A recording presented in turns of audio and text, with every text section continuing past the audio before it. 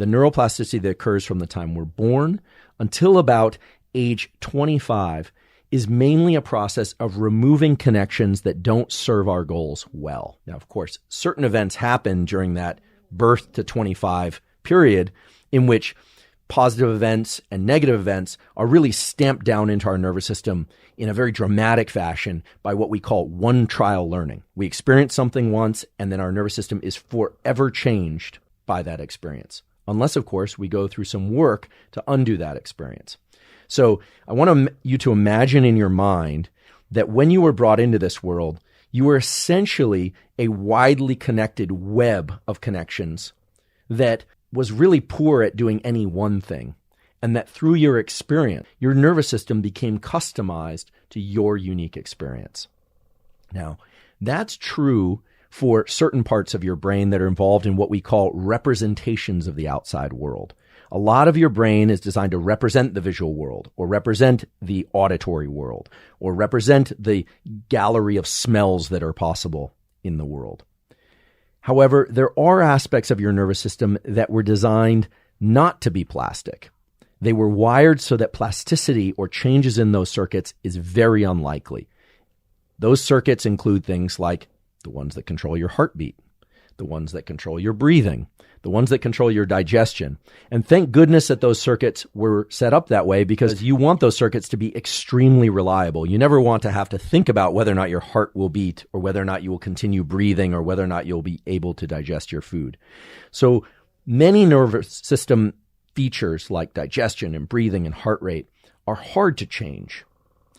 Other aspects of our nervous system are actually quite easy to change. And one of the great gifts of childhood, adolescence, and young adulthood is that we can learn through almost passive experience. We don't have to focus that hard in order to learn new things. In fact, children go from being able to speak no language whatsoever to being able to speak many, many words and comprise sentences, including words they've never heard before, which is remarkable. It means that the portions of the brain involved in speech and language are actually primed to learn and create new combinations.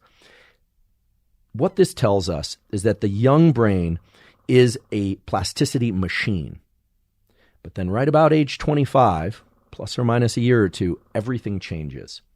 After age 25 or so, in order to get changes in our nervous system, we have to engage in a completely different set of processes in order to get those changes to occur, and for them, more importantly, to stick around. And this is something that I think is vastly overlooked in the popular culture discussion about neuroplasticity.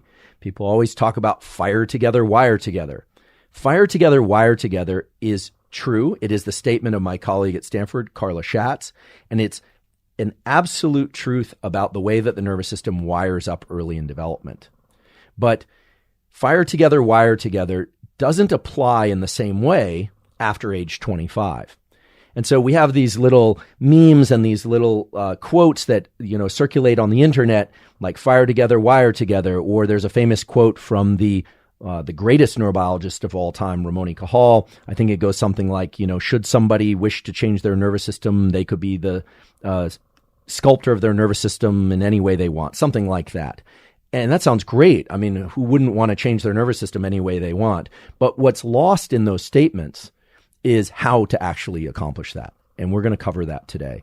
But please understand that early in development, your nervous system is connected very broadly in ways that make it very hard to do anything well.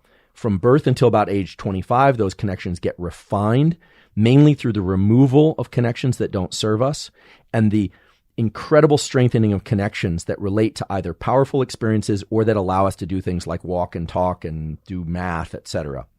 And then after age 25, if we want to change those connections, those superhighways of connectivity, we have to engage in some very specific processes.